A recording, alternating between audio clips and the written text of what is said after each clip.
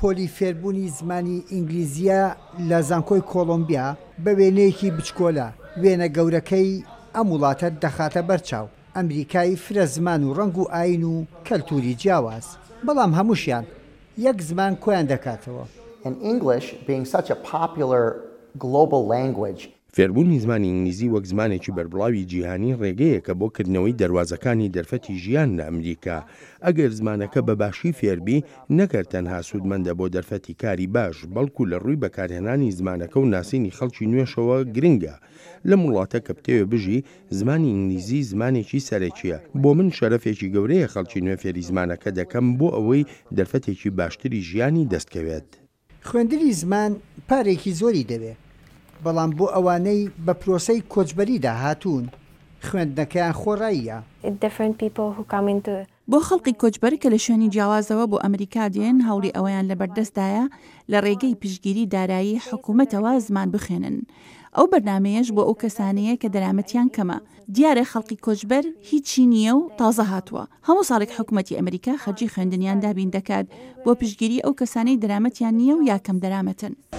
هاتن بۆ ئەمریکا تاکە ڕێگەیەکی یاسایی هەیە کە لە ڕێگەی پرۆسەی کۆچەوە خەڵک لە سەرتاسەری دنیا ڕووی تێدەکا، بەڵام ڕەنگە خوێندنیش هۆکارێک بێت بۆ گەیشتن بە ئەمریکا. بۆ ئەو کەسانی کە بیانەوێت لە عێراقەوە یان لە هەر وڵاتێکی ترەوە دەرەوەی ئەمریکا بیانوێت ئەپلایکەن، ئۆنلاین هەیە، هەم بە ئۆنلاین ئەتوانن لە سایتەکەوانێ بە ئۆنلاین تەقدیمیکەن و ئەو شتانش کە پێویستیانە بۆ ئەپلایکردن.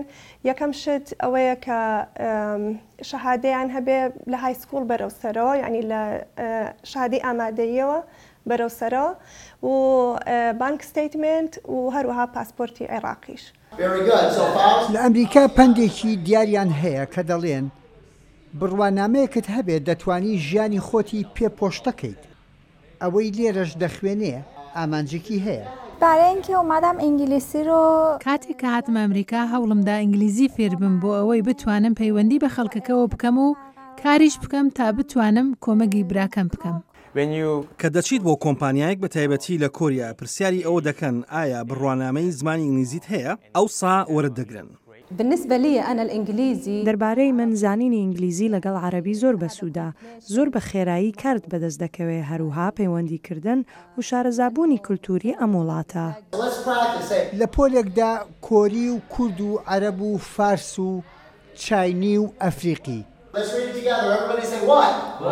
لێک پرۆسەدان چۆن بەڕەوانی زمانی ئینگلیزی فێر بن و لەم وڵاتە گەورەیە شوێن پێی خۆیان بکەنەوە.